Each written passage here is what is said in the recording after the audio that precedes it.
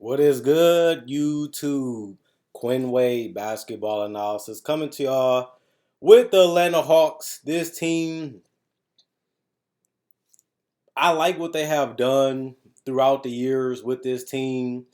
Obviously, when they decided to let go of Mike Budenholzer, Paul Millsap, Kyle Korver, and that Jeff Teague team, a team that was built off teamwork, playing together, knowing spots, knowing roles, and communicating on both ends of the court. They was the number one team in the NBA. They ended up losing to the Cavaliers.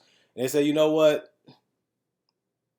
We did the best we could with what we had, but it clearly wasn't enough to get over that hump. And then they slowly start going into this direction where they made a trade to get Trae Young, who has been a multiple time All Star. I've seen him in Atlanta. I've seen him in Chicago, his first All Star game. And I seen him at Summer League before he became the player that he is now. And I was one of the people that seen what they was trying to do with the Cam Reddish, DeAndre Hunter, John Collins, and Trae Young type of team a couple years ago. Get wings that can defend and be switchable and hit shots and create shots. Obviously, it never worked because Trae Young, their star player who has become a two-time All-Star to this point, he wanted to win now. And that allowed them to see what direction they wanted to go in. And they ended up signing a bunch of guys like Bogdanovich, like Gallinari, traded for Clint Capella, and then they achieved some type of success compared to the first 2 years. They fired their coach, who didn't really fit well with what they was trying to do. Then they went with Nate McMillan, and everything seemed amazing. Everything seemed like it was clicking. And next thing you know, they start winning. Next thing you know, they went to the Eastern Conference Finals in their first season with Nate McMillan, and he even coached as the head coach the whole year. And then it looked like the Hawks figured it out. It looked like they was a contender to be. And then everything came to a point where I said a couple years ago that they will be. And it's either you're going to go young or you're going to go with veterans. And they decided to try to play both sides of having youth while still having players that play similar positions as the guys that never grew and developed into what they haven't become. DeAndre Hunter been injured every single season, even when it matters most. Cam Reddish is already off this roster, and he didn't even play 3 years fully with the Hawks, and they already gave up on him. Trae Young got his supermax kind of type of contract since he never made an All NBA team.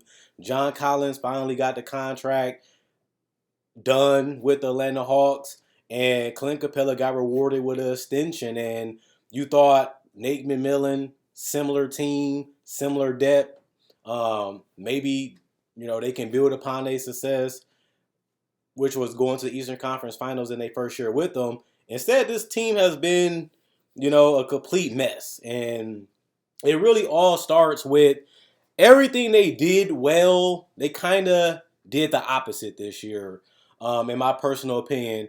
Every team dealt with the COVID. Every team dealt with the injuries, but the things that they did well just didn't work nowhere near as successful and unstoppable like it was last year this season. And that's what my biggest concern with the Hawks was that. And I said that throughout my rundowns this year as the season kept continuing is, you know, if it didn't work this year, what was going to be their crutch? What was they going to do? They brought in some young players on this roster. They changed some of their veterans this year, and they just don't have the same fight. They still don't. They just don't have the same energy. They don't have the defense was terrible under their old coach, and now it's back to terrible. Their offense wasn't unstoppable and unguardable as it was last year. And we knew that that was possible if you do the same thing and you don't evolve, you don't add, you can become predictable. You can become, known. And we didn't really know what they was going to be under Nate McMillan when he was the head coach. And it seemed like he had everybody on the same page. Everybody roles defined, and he had a system and something that they really believed in. And this year they got the same type of talent and they have the same coach. It's just not the same team, not the same spirit, just not what we thought that they should be this year. And that's why this year is a complete disappointment. When you look at the fact that they was a home court advantage team, they got to the Eastern Conference Finals and now they're fighting in the play-in to make the playoffs. That's a huge step backwards for where they want it to be. And the tough part about this Hawks team is we knew that John Collins and Trae Young was a decent duo.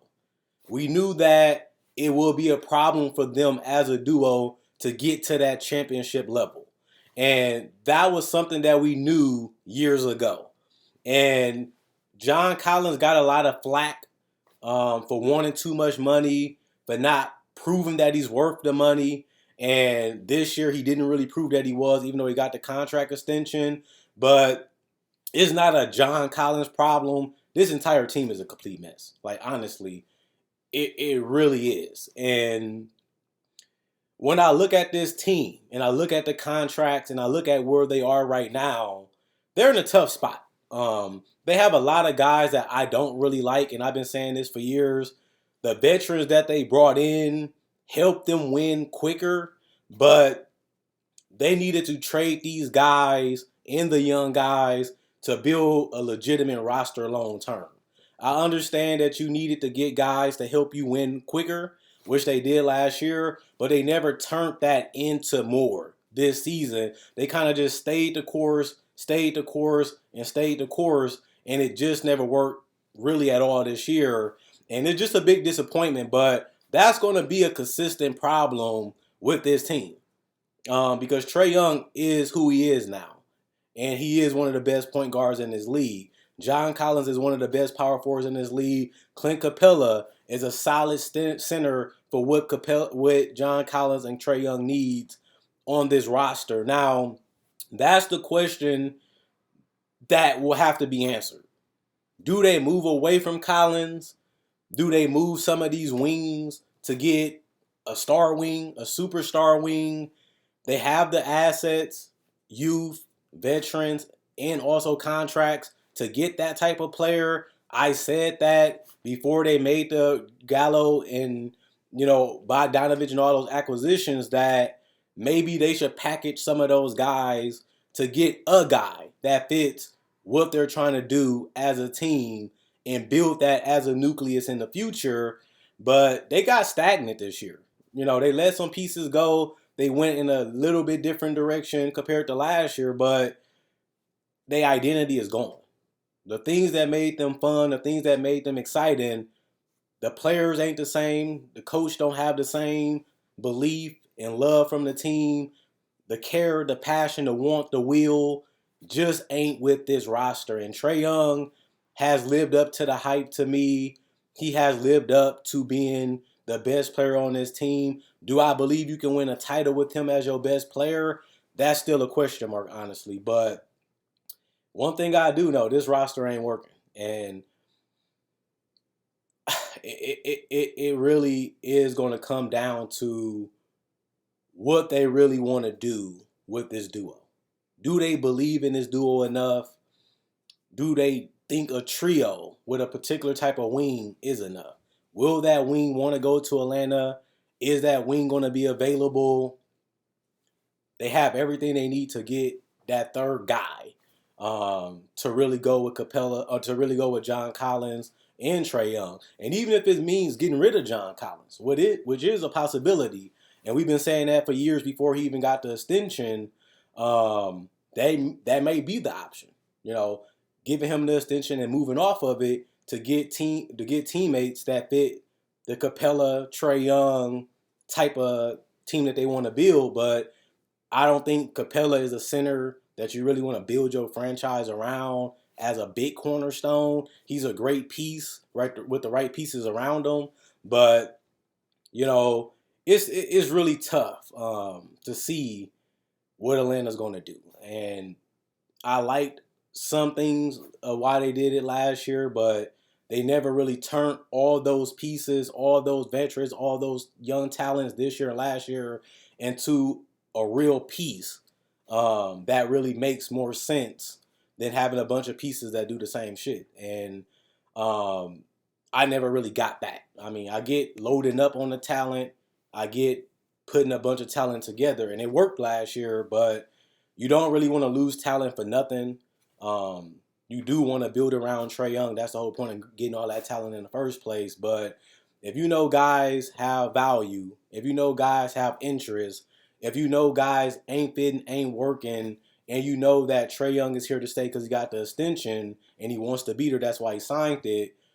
I kind of wonder why they didn't have no urgency like they had last year to keep this thing moving in the right direction instead of everybody knowing that they was gonna have to move some of these guys salary cap wise and fit wise, and some of these guys just can't stay healthy anyway, and they never fit the last 3 years they've been on the roster. That's why Cam Reddish is already gone because of that reason.